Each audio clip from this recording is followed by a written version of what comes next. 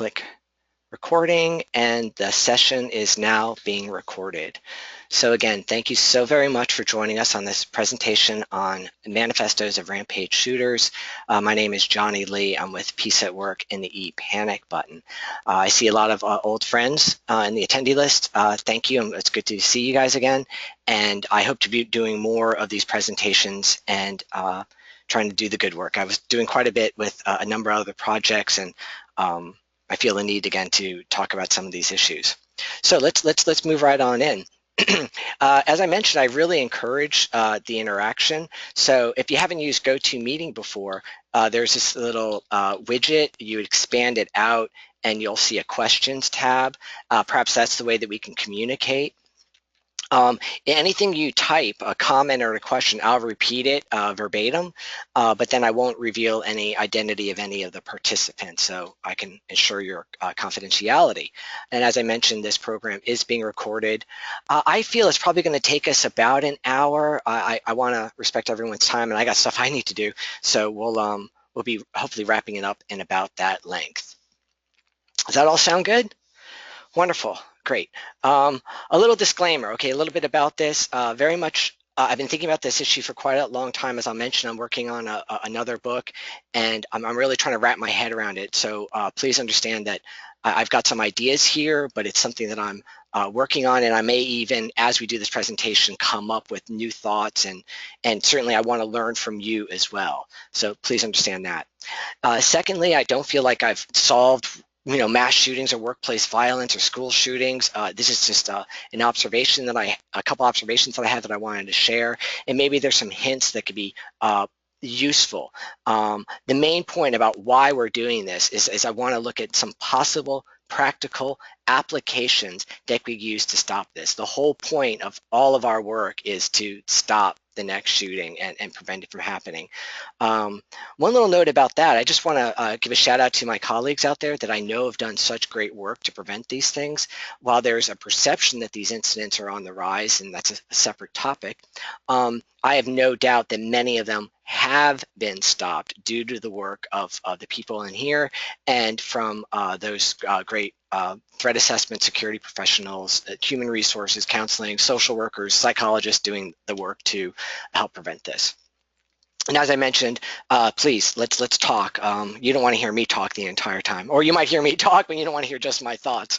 I'll be glad to share any thoughts that other people have. Oh, one little note about that. I could unmute your mic if you're calling in, or if you have a headset. I don't mind, sharing the floor. So, let me know if you say, hey, Johnny, I want to say something, then I'd be glad to unmute the mic.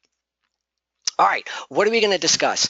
Basically, we'll talk about what is a manifesto and its concepts and its different forms, the different ways that it's expressed, and then how it is expressed, meaning is it meant to be public or is it private, and those issues. And the heart of it is we're going to look at those reasons. I mean, very often, as you are aware, most of these incidents end up in suicide, or in exchange of fire with the law enforcement officers. So the only way we could really get back to why they did this is by looking at these writings and recordings. And the value of that is seeing, well, what are the possible implications for intervention? With that, we could certainly talk about these expressions for power, meaning that's one theme that I found. Not only, they talking about why they're doing this, but I found this one little theme about trouble with this word, grandiosity, this godlike complex that they have in many of the writings. Also, another factor is the idea of the plan, meaning what is their plan of attack, tools, maps, targets, things like that, and that is an important, very vital, I believe the most important vital red flag that you'd want to look out for. And then an element of manifestos is that it's meant to be read, so we can talk about that concept of the need for it to be publicized and maybe its impact in this subject. I hope that sounds good. I'll probably, by the end of this presentation, expand on this agenda. Oh, so again, I want to repeat the whole point. The purpose of the webinar is what could we do to prevent this? I truly believe that we could look at their motives and we could use those motives and understandings to mitigate. So, well, I'll talk a little bit about where that intervention may come in, but there's one important part that people often feel that you hear this expressed a lot, that it's a mental health issue, and that certainly is. I agree with that. And so, as I talk to colleagues and friends, they say, "Well, who cares what they think? They're nuts." And I think that's dismissive. I think that there's value in understanding their motives, and whether it's justified or not, or whether they make sense or not, is not really the issue. It makes sense to them, and with that, we can find lessons for prevention. And then the fact of itself, like the material, the document, the expression itself, we could find ways to find out about that expression. And as we look at them, those are the warning signs when we know a report should be made. And again, I really encourage, especially my colleagues who have a lot of experience in this, to educate the rest of this. I know I'm supposed to come off as an expert and giving you details and review of this thing, but I recognize it as a human concept. When we talk about human nature, behavior, psychology, I believe that a lot of people, not just threat assessment professionals, security people, or psychologists, they don't own an understanding of human behavior. Many people have a good grasp of that due to their maturity. Okay. Manifesto, what is it? Let's go back to good old Merriam-Webster, and it's a written statement declaring publicly the intentions, motives, and views of its issuer. Okay. Now, I just want to throw in a little caveat there that I believe, in today's world, I'm surprised that it's put this way, but I believe it could also apply to audio recording, certainly video. We see YouTube being used a lot, and then we could certainly look at social media as well. So we're talking about tweets. I guess that's considered written as well, but this whole concept of communication is so broad now, so we have to consider that. There's two important elements of a manifesto. One is the point about the public declaration, meaning it's meant to be read. I'm going to, when we look at some of these elements, we're going to find that it may not be true with some of the content that we find, but that this is a very important part, that the idea is manifestos are meant to be read, and with that, there's lessons on how we could do interventions. What is the intention of that manifesto is really to express their view or their explanation. The big question is, why did they do this? Well, that's what they're providing. They're telling you why, and there's value in listening. Whether it's completely, you disagree entirely, or it's complete rantings and ravings. People doing the interventions can make a difference. Now, about that, I just want to express this a little more. Clearly, we see in many of these shootings that these manifestos are meant to be widely distributed. I'm saying my dad is so mad right now. I have trouble pronouncing Song Kyo Cho. I'm Korean too, and I have trouble pronouncing that. I know Japanese, but as you may remember, that the multimedia manifesto, including videos, pictures, and documents being sent to MSNBC on the day of the attack at Virginia Tech, and then more recently with the Virginia shooting, the news reporter shooting with Vester Lee Flanagan, he sent a fax. And by the way, it always strikes me as interesting that the fax was being used. You think of that as an outdated method of communication, but he sent it to ABC, and here we see a clip right there that ABC News publicized. So and later on I'm going to talk about the fact that they want to publicize, but we could look at this need for, is it fame? Is it a need for getting their word out? Is it a power trip issue? But the fact that they need to get recognition is an important factor in understanding these elements. However, when I do this work, I've been researching this now for a couple of years, and I'm going to go out and say that many of these writings that I've discovered did not appear to be, there was no intent for them to be publicized. So what we got is we have a private journal, maybe like stuffed under a bed or something like that.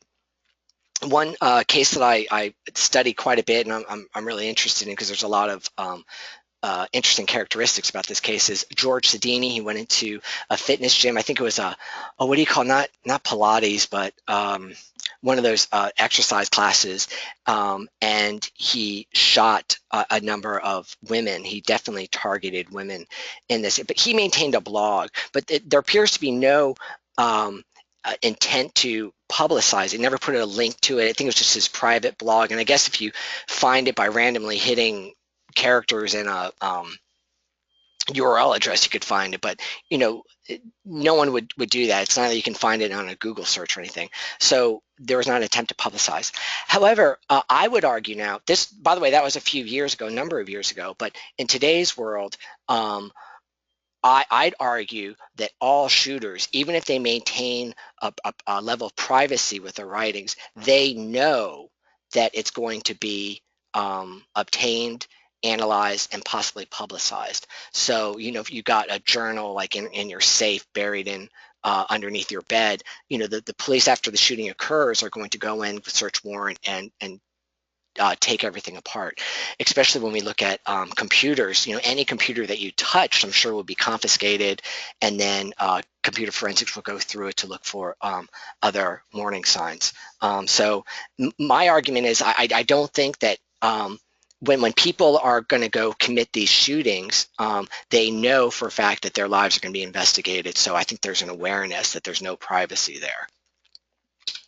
All right, let's widen the term. So, with that, even though I'm saying manifestos, even if they're kept privately, I'd argue that it's meant to be publicized.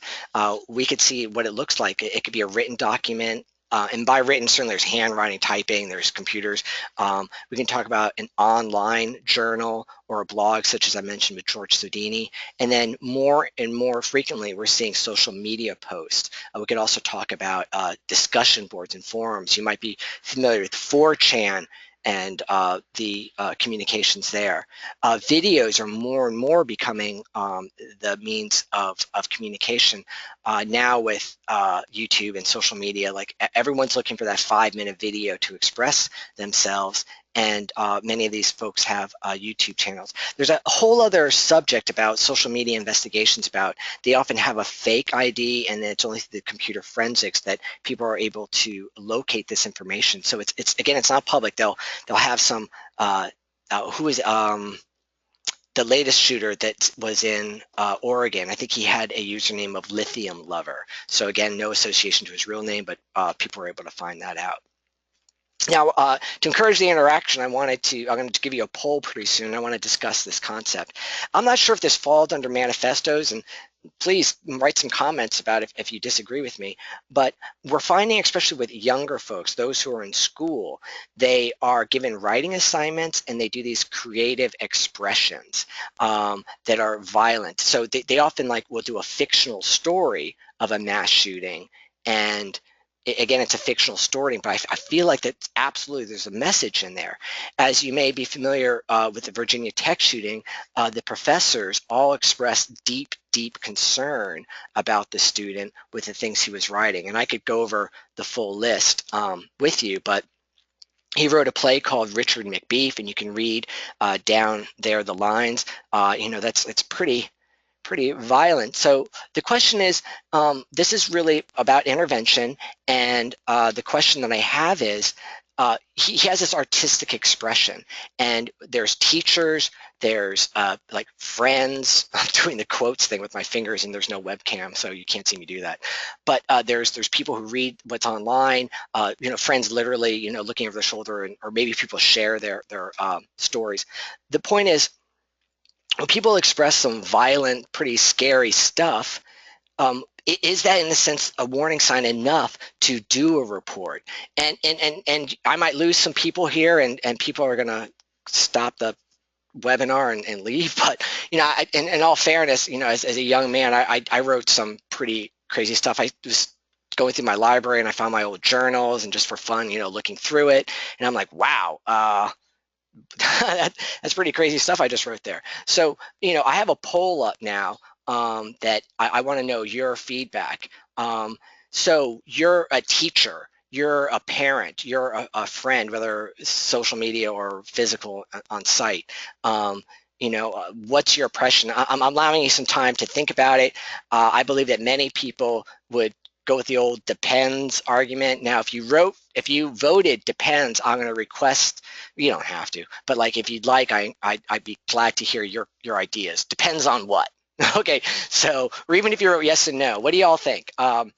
Again, I hope I don't lose anyone here, but golly, the stuff I've written. There's one expression about. I'm just babbling right now to allow people to vote. The whole goth thing that people look at people into goth culture and they go, oh, these goths are dangerous. Well, golly, that's half my friends, and yeah, a lot of my friends look pretty scary, but they're really well-adjusted folks in reality. So I'm going to take a little break here and I'm going to close the poll. So folks, if you're hemming and hawing and not deciding what to write, I'm giving you 5, 4, 3, 2, 1. All right, closing up. And now I'm going to share the poll. So now you could see the results. And golly, I'm kind of surprised about that. Maybe very few people said no, you shouldn't express it. The majority of people said yes, that it should be. Man, I'm gonna go way over on time on this, but okay, do you know how many people express some pretty crazy stuff? I don't know if anyone's on Facebook and what kind of friends you got, but I've seen a lot of stuff where we're like, whoa, that's pretty crazy. Does that mean all of those individuals must be reported? In some of my threat assessments that I've done, backtrack, looking at using hindsight, looking at a case and pulling every detail. People look at warning signs, go, look at this crazy, violent stuff this person wrote. That's a warning sign. It should have been reported. Am I making my question clear? How could we report every single time someone wrote something violent? I'm not seeing too much any questions put in there. If no one has any thoughts, if you're formulating your question, go ahead and I can come back to it. But I'm looking at my questions tab, and I'll express anything that someone writes. But I think this is a very important part about this. And going back to the subject about manifestos, I don't know if this really is a manifesto, but we're talking about an expression that's a warning sign. And from there, how do we apply it? Golly, I was concerned I wouldn't have enough.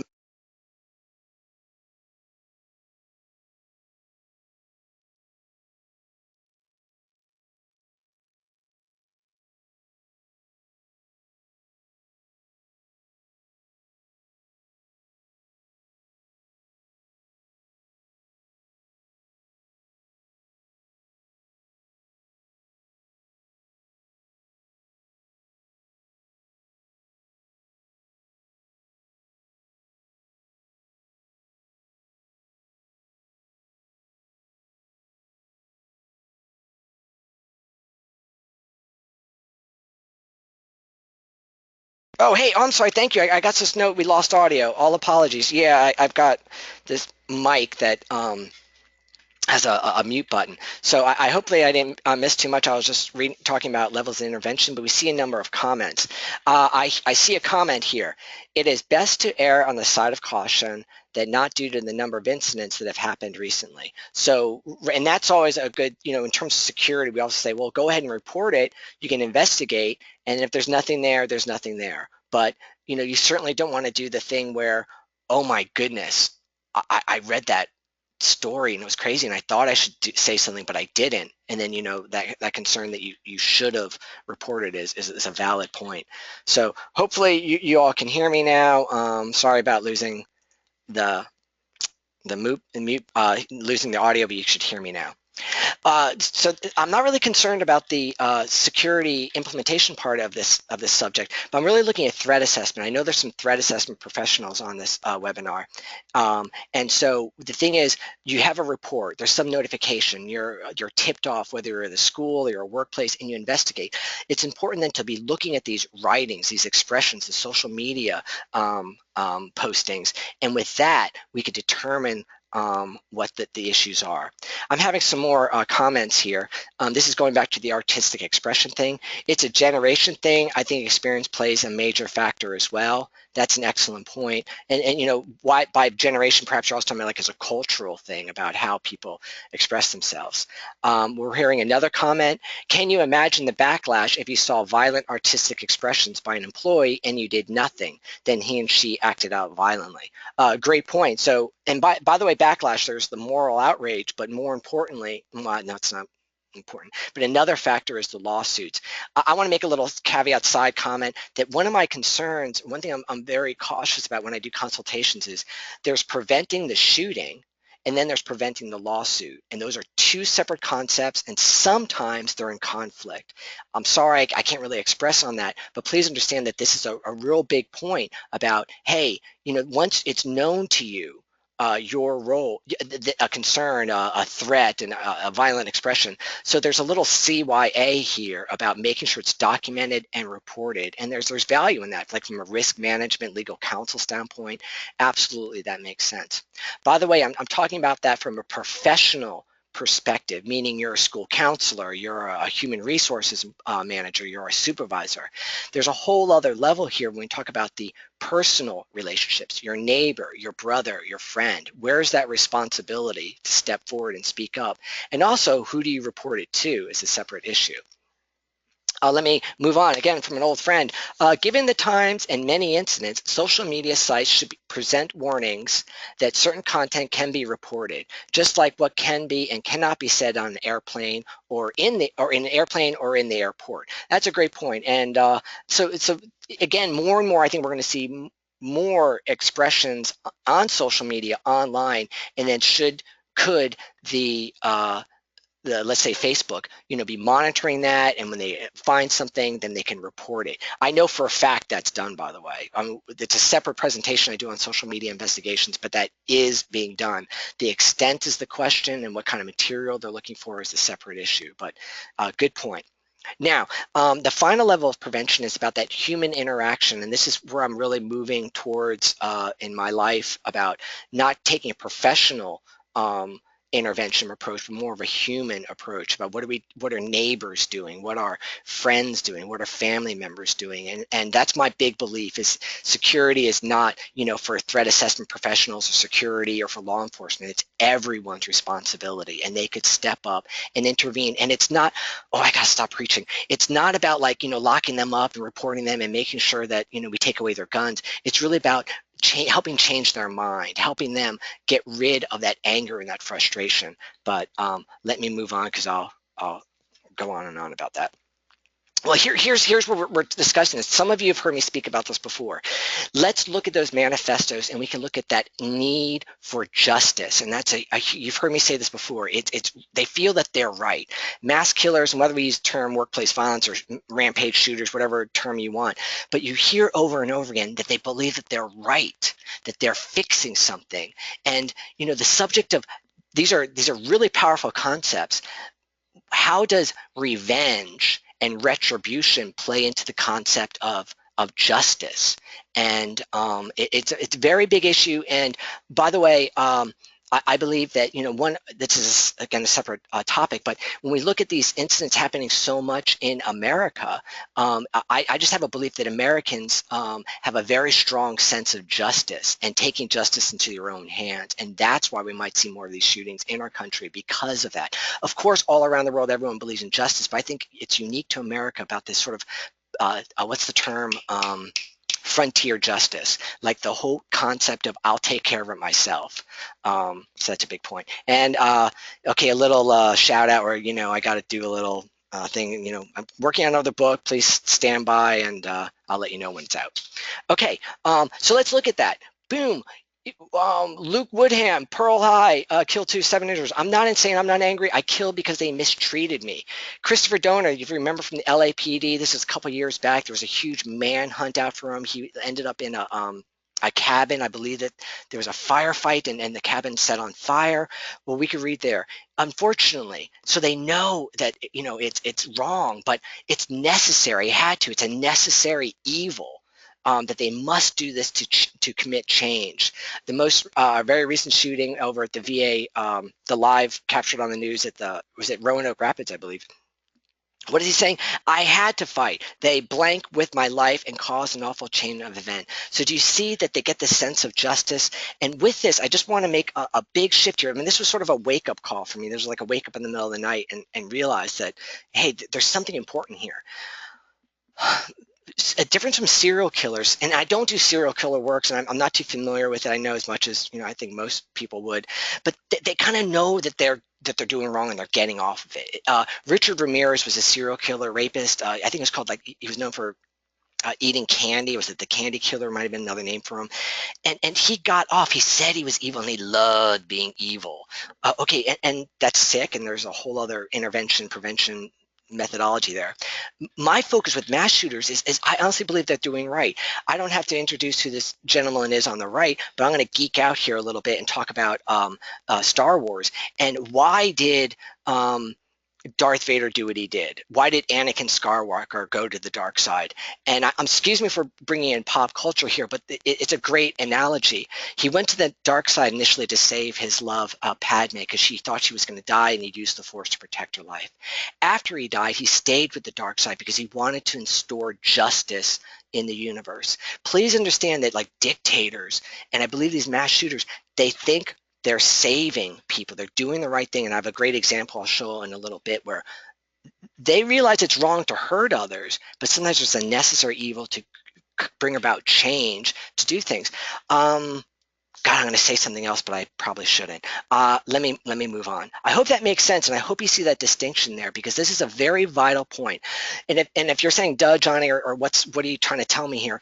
When we're talking about intervention, if you're working with the individual prior to the shooting, you're doing an intervention with an angry student or a disgruntled employee, understand their need for justice. If we can meet that, then perhaps there could be a change.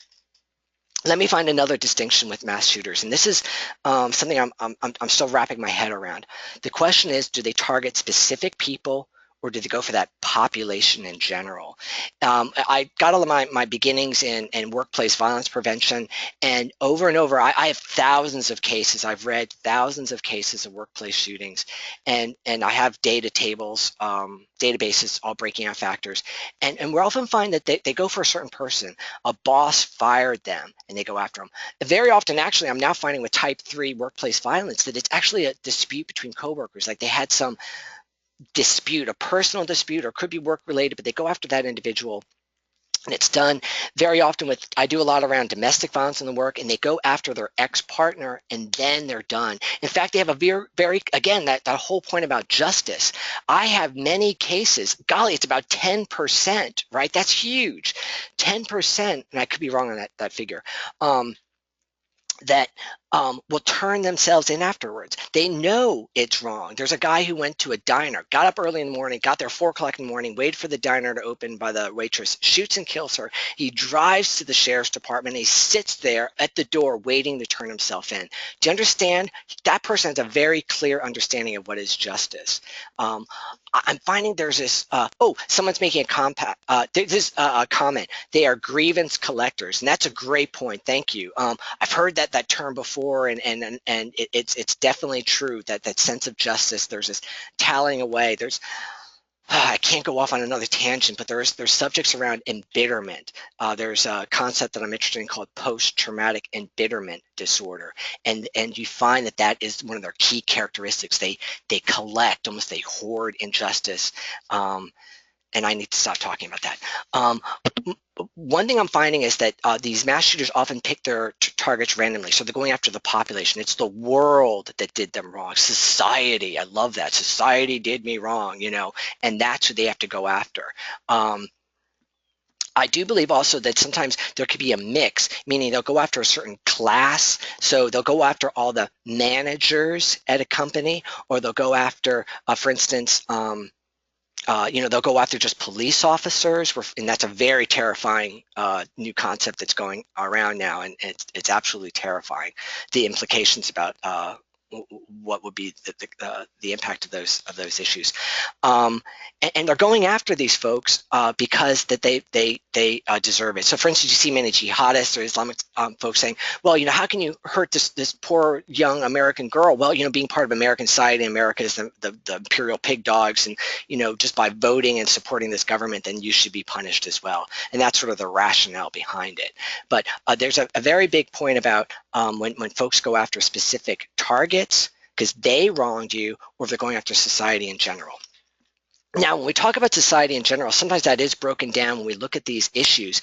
I'm going to tip off like big topics. One is misogyny, and sadly enough, we're seeing more and more folks going after women because of the rejection that they experience. The George Sodini guy that I mentioned, and Pennsylvania Fitness Club, you might remember Elliot Rogers. He did the UC Santa Barbara shootings, and I forgot, I have trouble pronouncing, is it Isla Vista? I might be saying that wrong, but that was out in California a few years ago. He posted a YouTube post. So again, boom, out on YouTube. He also emailed a very long document to a wide range of folks. So even though it wasn't the media, this broad, I think it was something like 34 people got this email with this information. What is he saying? For the last 8 years of my life, ever since I hit puberty, I've been forced to endure an existence of loneliness, rejection, unfulfilled desires, all because girls have never been attracted to me. Girls gave their affection, sex, and love to other men, but never to me. And one important notice, he shot many men. He killed males, and the thought was, well, these men are getting the sex that I should be getting. I apologize if I'm speaking inappropriately or whatever, but everyone's a professional here, right? Okay. I just thought of something else. Do you see this victimhood? And I'm very concerned that many of these individuals have a sense of being victimized. I guess that's the same issue as being justice, but you hear this language about victimization, and I'll discuss this a little later, but these are clues, folks. When you're talking with people, you're interviewing them, you're listening to what they're writing about. What are they saying about victimization, that they've been wronged? These in themselves are not the guarantee that they're going to shooting, but it does represent this embitterment that is a sign. Okay, let's move on. Anti-religion. So certainly we remember, you caught all the headlines regarding Chris. God, that's so horrible, isn't it? Going to a classroom and asking, are you a Christian? And then shooting them in the head.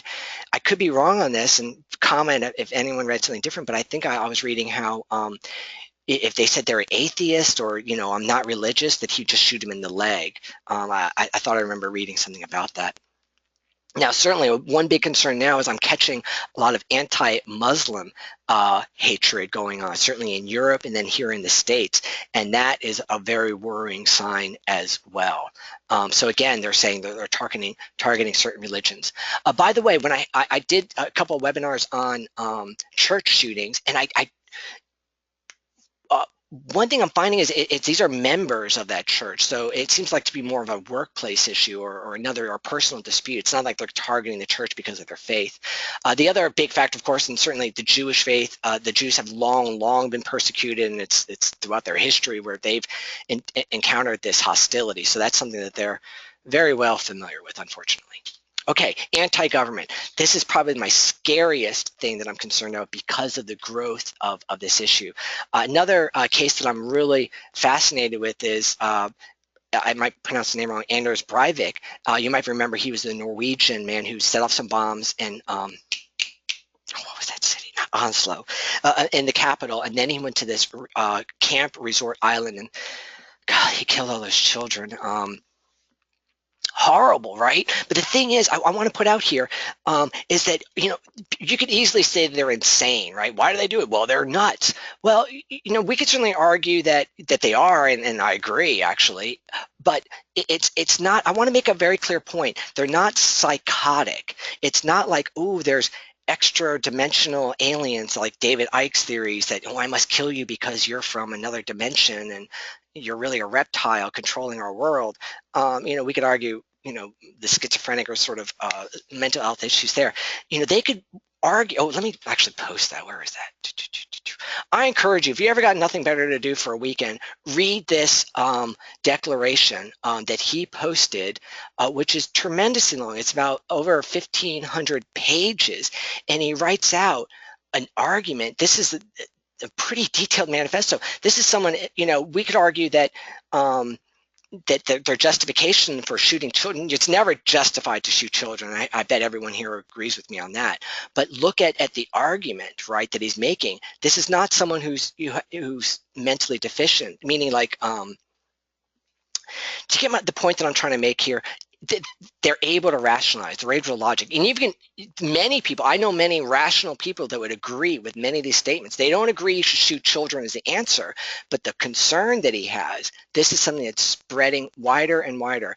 And then skipping back to, this is regarding the Muslim, the immigrant expansion. And this is, by the way, years ago, right? Do you remember this? The shooting was years and years ago. If you're following the news, what's going on in Europe and Greece and Germany, he would, I'm sure he's nodding, going, "Yep, see, I was right. I was right." Um, while we could look at this subject of the immigration issue, there's a very large concern where certain what we call right-wing extremists, just casually in my Facebook posts, I'm seeing people, oh, these Second Amendment constitutional nuts. I'm personally offended, but I'm sorry for going off on a tangent, but I'm offended when people say, "Oh, you're a nut if you believe you should defend the Constitution." I mean, I take offense. I'm not going to shoot anyone over it, but I mean, there's many people out there who have very large concerns. I don't think there's a single person on this call that says, "Yeah, our government is awesome. We've got a great government. Everything's hunky dory. Politics is working the way it should." I don't think anyone thinks that. So here's a very large concern about those expressions. The other one is anti-race, of course, and of course talking about racist issues. And just to be fair, we're seeing it on both sides. We all know Dylan Roof's assault was very much racially motivated with the shooting at the Charleston church. And then while I think there were other factors going on about typical workplace disgruntled employee who got fired from a news station, there was an element of concern about racism in there and this hatred towards white people. And with this, okay, later on I'll talk about this, but mass shooters are almost lone wolves, right? They're individuals who are planning these things, but the concerns about the anti-government work and the the racist things is that it's more organizations. You're seeing groups of people. Certainly, you could talk about, the KKK or, well, I'm going to stop right there because I don't want to get political. But I think you agree with me that you're seeing more of a larger group support that's actually espousing these views. And again, very big concern. Okay, the big one is everyone who hates the person who hates everyone. This is a man in Moscow who this was originally really it was a domestic violence case. He was spurred by his girlfriend, and then he went on a rampage. But I feel that it was really stems from an issue around the rejection from his lover. However, when you look at his writings, you could read right there, "I hate humanity. I need to, it's futile to be human. I hate this life. Human are just, awful." And that's pretty sad. I don't know what kind of intervention we could do there for someone who holds such deep beliefs. Well, I got some ideas, but I'll share it at the end. What are we going to do? So I think I beat that dead horse. So what, Johnny? If we're doing an intervention, if you're an employee assistance person, if you're a school counselor, if you're a brother, if you're a neighbor, if you're just someone who knows someone in their life, there's things that we could do by addressing their need for justice, addressing their grievances. One factor comes into play when there's that specific grievance, like disgruntled employee got fired or a student who's flunking out. There's ways that we could do it. There's appeal processes, EEOC complaints, ADA filings, all these other measures that could be done to safely and appropriately address their grievance. One little note I just want to put out there: in some of these shootings, I have a small little pile where I get it. Why they were wrong. They truly were wrong. It's not right to shoot anyone over these issues, except for a couple of them. But the point is that they have a legitimate grievance. You're probably scratching your head why I just said that.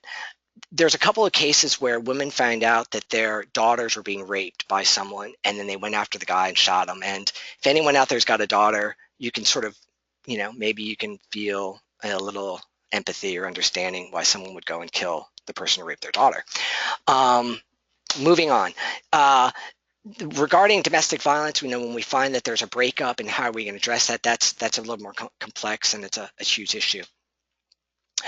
Let's skip to that societal person, the mass shooter who goes after goes after a race or goes after a gender. There may be an idea, and I'm grasping for straws here, folks, is what can we do to intervene to help them find a healthy outlet. Let's be clear here, and I want you to understand. I don't know if you understood my point. these individuals, before they go on the shooting, right? They could be anyone. They could be healthy, no, not healthy, but they could be functioning people in society, paying their taxes, going to work, brushing their teeth, doing stuff like that. And they haven't committed the shooting yet, and there's maybe no evidence, but maybe it's ruminating in their mind. They haven't created a plan yet, but they harbor these fantasies about shooting, and maybe they may or may not express it, but they harbor it. What we could do then, as brothers, as sisters, as neighbors, as co-workers, as fellow students, is to help them find, yeah, I understand that, but violence is not the answer. We could find another expression. So I'm just going off here with anti-government concerns. Sorry, I hit the button. Anti-government concerns, there's political activity. I'm frustrated as heck about the way things are going in our country, and I don't have the time with the work that I do and my family needs, but I wanted to run for office. I had some people ask me to even encourage me to run for it, and just locally going for a state representative. And I feel we got to make a change here. I'm not going to go off on a rant now, but we could do that. The misogyny issue, I just got to share something with you because I think it's ridiculous. But there's an organization called MGTOW, or a movement, and it's MGTOW. And this is Men Going Their Own Way. And I think it's hysterical, their symbol. I mean, sorry for being inappropriate, but that's hysterical. These are men who are dropping out of relationships with women, and some of the argument has been about like the third wave feminism, that men just don't know how to have a healthy relationship. It's impossible. Some of their concepts is that women are just not the same, and you can't have a healthy, normal relationship with a woman. So what they do is they revert to porn and video games and just hanging out with guys.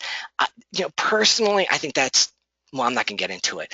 But what we could say is, hey, they're not shooting women. That's a good thing, right? And also very carefully, I'm sure that hopefully they're not encouraging. These are the forums section of the website, and it's pretty active. If you look on YouTube and look this up as well. What we could see is certainly you want to, as other people have stated in these forums, that there's expressions of violence and plans and statements, and that should be aware. But maybe they can vent their feelings here. I got to show one little funny thing. So these are the forums for men: marriage, divorce, relationships. Oh, sorry about that curse word. Sports, blah blah blah. This is the forum for women, which I think is pretty silly. But this is what they have as a hyperlink, and I have to admit, I did laugh out loud when I saw that. All right, moving on. The point is, we can maybe find a healthy expression. People who hate humanity, people who hate a religion, I'm not too sure what to do about people who hate a certain race. I don't know. I'm not sure what kind of healthy expression there is. It's tough. I'm down here in Alabama, by the way, and it's funny. And I spend a lot of time in southern Alabama. They call it LA, Lower Alabama. And you see Confederate flags everywhere, and it's a really interesting discussion, having with folks. But there's that whole concept. Let me move on because I got to.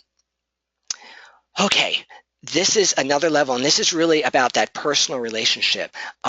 You might be a professional, but it's still that human contact, that personal relationship in the profession that we can work on. We're talking about counselors, EAP, supervisors, where you have a professional relationship, but it still is about a personal connection. And then, of course, when we talk about brothers, sisters, neighbors, people in our lives, I honestly believe that the best way to prevent this is to somehow get them to a sense of forgive. They're grievance collectors. You're absolutely right about that. They're bitter. They feel that they've been wronged. And while you can, may find a way that they can address the wrong, the real step, I think the best thing is somehow to get them to forgive, and I have no idea how to do that. The lessons that when I've talked with people in my personal life, and I've encountered such rage and resentment, I try to role model, I try to express, and the things I tell them is that forgiveness is powerful, and there's a really important line here that forgiveness can only be given, it can't be taken, so it's a choice, it's a powerful thing, and I think that there might be opportunities here. Again, I know there's many professionals here. We're trying to come up with policies and procedures, but it really comes down to personal communications and that personal connection that's there. So let's move on. Another element, this is a separate subject, folks. When we talk about manifestors, I just want to say that I found something really unique. And it was more with young folks that I found this, but I found this need for power. And I'm not going to read all of these. You can research these names. Some of you may recognize them. I mentioned Elliot Rogers. These other folks were school shooters. And read that.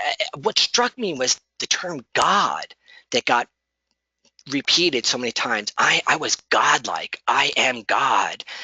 I will be a God.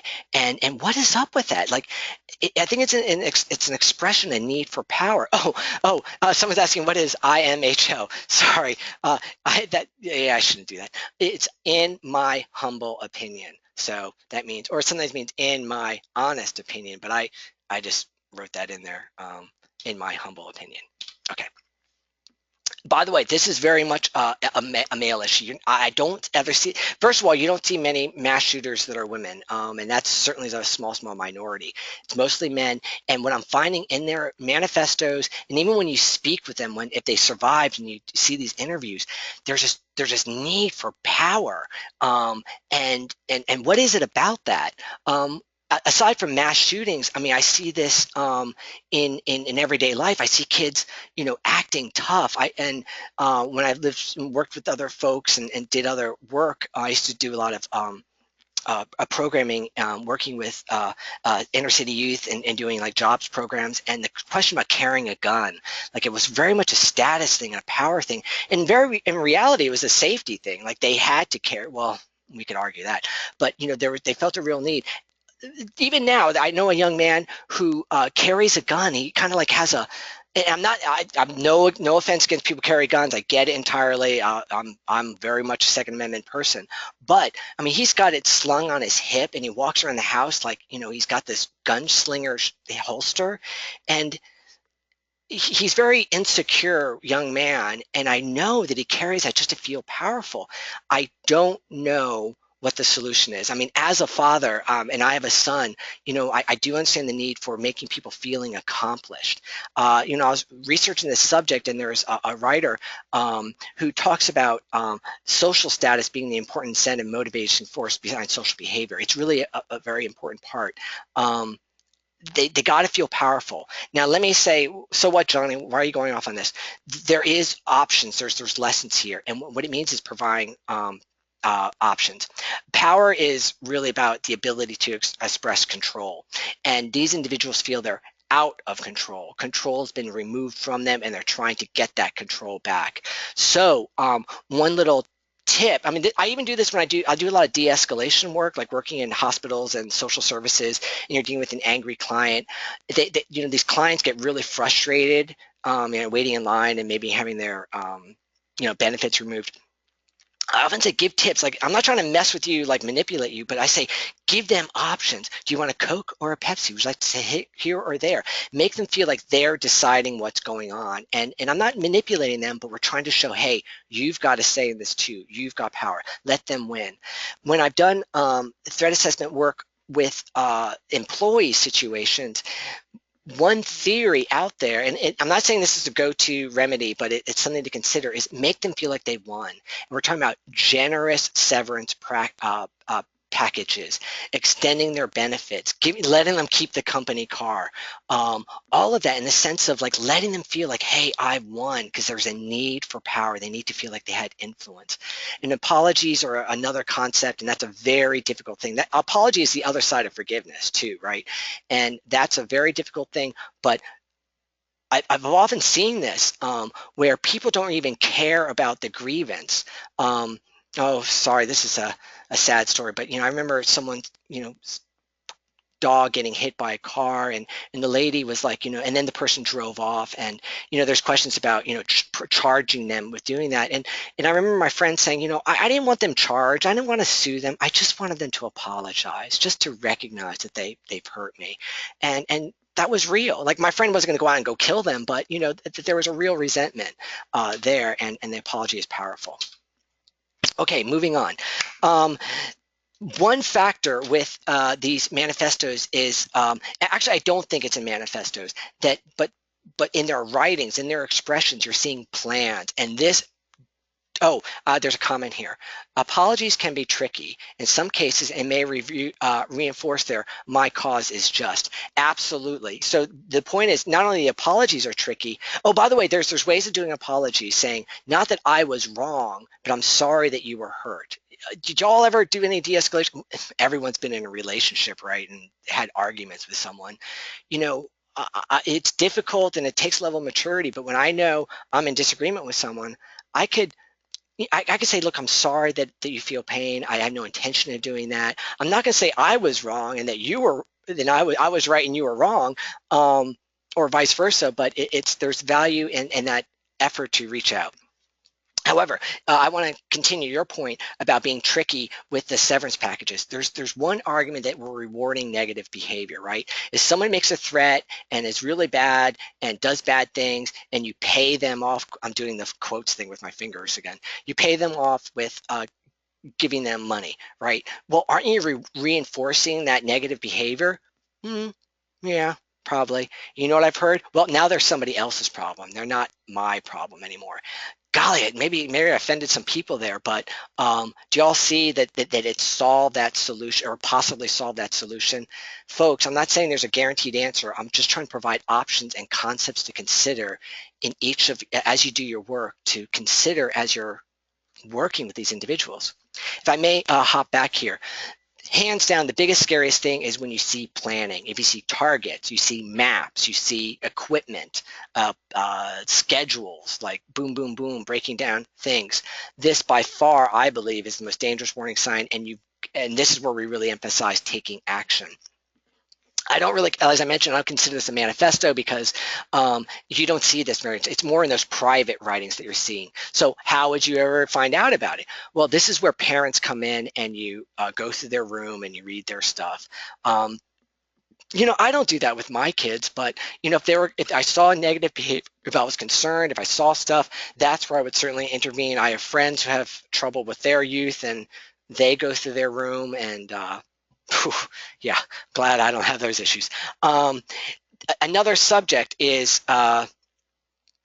internet service providers monitoring. So here's the subject with campuses, right? Again, with campus shootings, students, you use the free Wi-Fi on campus. Well, there could be filters in there, so someone's monitoring that. And I feel that's just, if you're providing that service, like providing free internet, then you have every right to know what's being communicated there. I don't think, I take that back.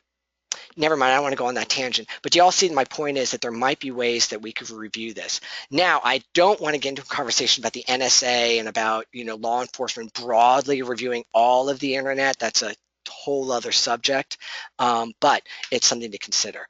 Certainly, when we talk about a threat being made, and there's an active investigation, and let's say it's an employee, then you do have every right to go through their computer, even secretly, like you putting the keylogger software on there so you can be tracking what they're doing in real time. Those are options. Broadly, I think it's the friends, whether it's online, social media friends, or physical and on-site friends. That's where we see they're being tipped off.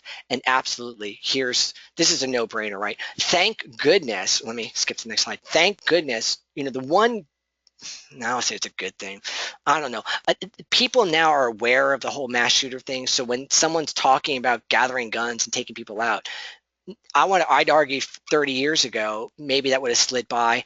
I think it would be the rare person that would not speak up. I could be wrong on that, but I think more and more people would speak up. This just happened, what was it, last week? What's the date? Today's the 8th, right? 9th, something like that. Boom, last week, a sheriff was tipped off, and some students overheard other students talking, and they did a search warrant, and boom, where they find documents showing list of victims, locations, methods for attack. That's really vital. One little note, I think this is unique, that again, I think it's very rare when you see groups of people. Certainly the Columbine incident had 2 folks. What are the other ones? I'm pretty familiar with the DC sniper case, and there was the young man that accompanied him, but I don't really put that under the mass shooter category. It's more of well, it's almost a separate category, but it's very rare when you see groups of people. These are more the lone wolves. The main thing I want to put out here, and this is again me proselytizing or pounding the pulpit, for reports to occur through, there has to be trust that young people, not just young people, everybody has to believe that if I report, something good will come out of it. I have a concern. Oh, we're running out of time. Concerned about zero tolerance policies, because I think there's a concern that it could actually diminish reporting. Because now there's this hysteria. If I could use the term, I'm just, he, speaking sarcastically, this hysteria about mass shootings. Well, golly, if I report this guy, he's not that bad. He's a little kooky, but he's really a good guy. Do I report him? Is he going to be put in jail? They're going to, do all this stuff to him. Like, I don't want to get him in trouble. Do you see why people don't report? There has to be trust that that individual will be treated fairly and that there'll be an attempt to help them. I got more to say, but I need to move on. Core issue, need for publicity. A core aspect of manifestos is it's getting it out there. It's publicized. One little note, I don't know if any of you folks are out there, but all along, especially right after the Newtown school shooting, at the same day there was a massive stabbing in China, and there was a whole rash. Google that, Chinese school stabbings. There are a lot. I was stunned how many, where men go into an elementary school, primary school, and stab little children. One thing that they did is they stopped publicizing it. So very well, it could still be going on, but they're not publicizing it. Why? Because there's concerns about the copycat issues. Certainly, we know at the last shooting, this guy made this famous statement: seems the more people you kill, the more you're in the limelight. Let me show you one quick video. Another case that I follow closely that I'm really interested in is I'm pronouncing that Mati Juhari. I'm probably pronouncing that wrong. Flemish gentleman, turd who killed a number of students in a school. He posted this on YouTube. He's Flemish, okay? Flemish, right? You will die next.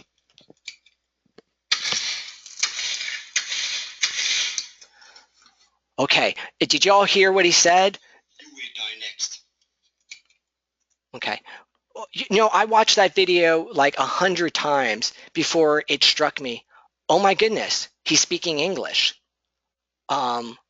Why? Why would he speak English, right? And that one of the points is that he knew it was going to get such coverage. YouTube, by the way, English is pretty much the language of the internet, and the thought was that if he posts this in English, more and more people would listen to it. So there's a need there for that recognition. Now, what about that?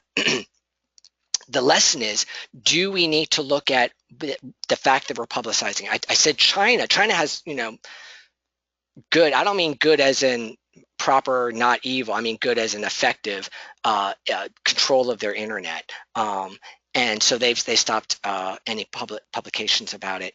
Canada is doing this work as well. What's that big? There's a big Globe and Mail, I think, is the big Canadian paper. And correct me if I'm wrong, but they have this statement about, we're not going to publicize the name. This last shooting in Oregon, the sheriff says right there, you're not going to hear me say his name. The question is, how much of this is an impact? Let's have some more fun, folks, and we're wrapping up very shortly. But what I'm going to do now is ask you, and I won't give you as much time here, folks, but is this a factor? The fact that they're getting their fame, the fact that they're, out there getting this attention. And I'm going to wrap it up. 5, 4, 3, 2, 1. All right. Hey, obvious, right? I think it was pretty clear how you all feel about this. That some people disagree, and I welcome, if anyone disagrees, to comment. But there's 2 points here. One is fame, and I think that is a factor here. I talked about the need for power, the omnipotence, the being godlike. They want their name splashed all over and their pictures up, and you see those pathetic photos of them holding guns, acting tough. They want that to be out there. There's that level. The other side of it, and this is absolutely the case with the Anders Breivik case, he wanted people to read that manifesto. He should have made it shorter, but he wanted people to understand, hey, I'm doing this because people need to understand the threat of Muslims in Norway. And again, you could, whatever you think about that statement, without a doubt, he did that shooting to draw attention to the issue so that his manifesto would be read. Boom. So you got that right there. Now, so what, Johnny? Let's talk about the next thing. So, literally, so what? Do we now encourage, and it comes down to the media, right? Do we encourage, I have a lot of problems with mass media in general.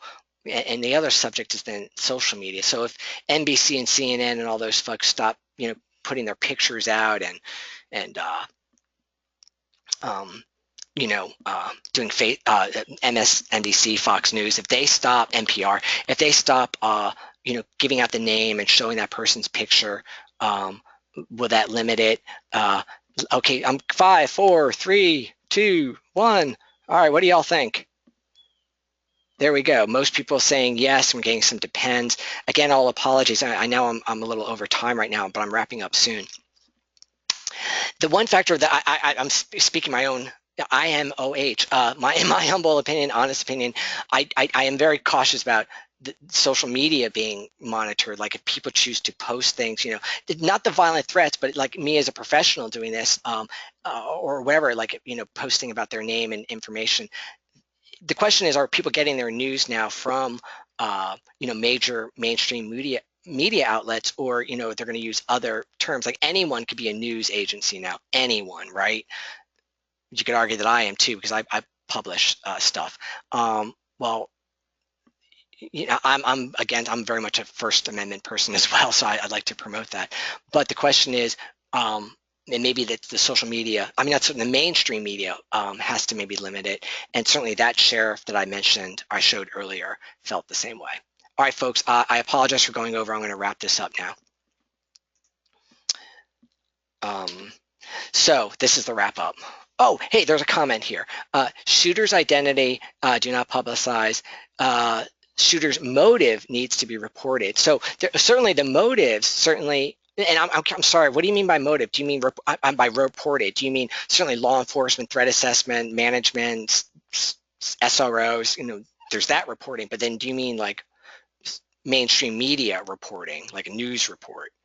The question is, do we publicize their points? It's funny when we look at the misogyny issues. This is just me, but I think it's just sad and pathetic. But I wonder how many people look at that and nod their heads and go, yeah, I get it.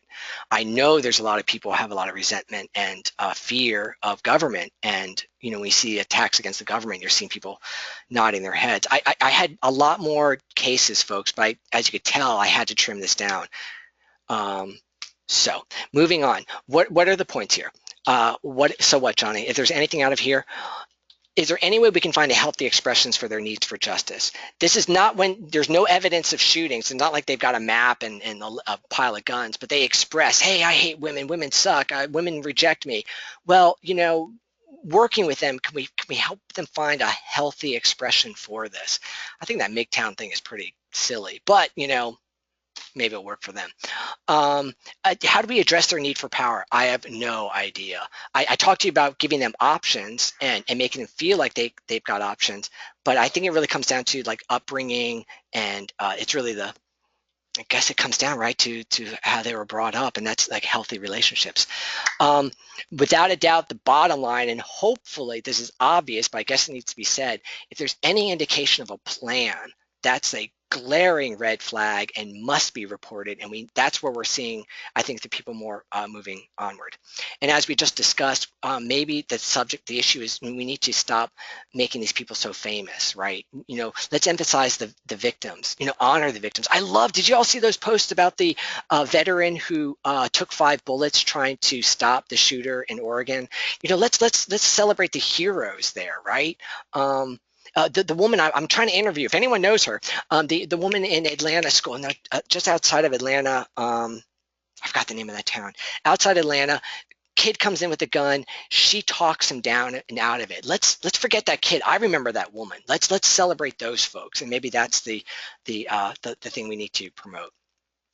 Folks, I want to give a shout out to this website that they collected manifestos. Another one is the Smoking Gun, but it's a little harder to search. Just that this site right here has a great. Oh, let me show it to you.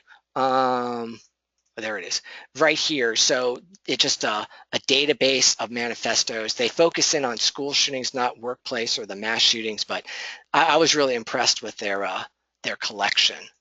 Just from a workplace violence prevention specialist, I thought it was pretty good. This is being recorded. It's going to be posted on our website, or contact me and I'll let you know where you can find that link. Wrapping stuff up here. Thank you again so much for joining us. I just got to say one final thing, and this is where I want to be doing my work. And, as ePanic gets better and I don't really need to make money from speaking, I really want to just really say, and excuse me for getting hokey here, but really the best intervention truly is love, and very much in the true agape, or if you follow Buddhist principles, Kwanon's guidance with empathy, and just realizing that we're all connected. And that's what we need to do. I'm not concerned about young men who play violent video games. I'm concerned about young men who have no sense of empathy for others. That's what scares me. As a final note, George Sedini, again, the case that I followed really quickly, in his blog, he wrote, unfortunately, I talked to my neighbor today who's very positive and upbeat.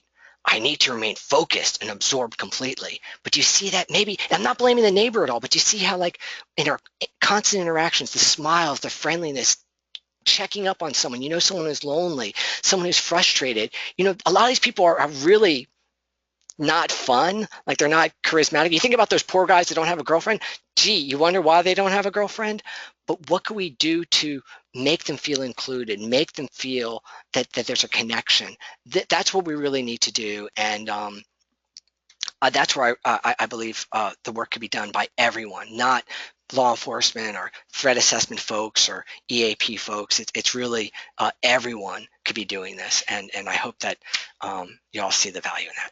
So folks, thank you so much. I'm sorry I went over. Again, I'm recording this, and you'll find out where it'll be recorded, or just contact me if you do. And if you want a copy of these slides, sure, no problem. I'd be glad to send it to you. Again, the effort is to stop this from happening. If this is helpful to you and it stops the next shooting, that's awesome. Thank you, folks. Thank you for the work that you do. I know, I am positive. I've got some bad news. I think there's a lot more people thinking about shootings than shootings occur. The good news is there's good people like us out there stopping this and helping prevent it. So thank you for all that. Thank you, everyone. You're welcome. I'm seeing some thank yous here. This is great. I'll try to remember the folks saying they want a copy of the slides. I couldn't give it to you ahead of time because I was doing edits just before it started, but shoot me an email. I'll try to remember your email, and then I will get your, there we go. I got your email now, and I'll send it to you. So thank you. Stay safe. Enjoy this wonderful fall, and remember, you're doing the good work. So thank you. Take care, folks. Bye-bye.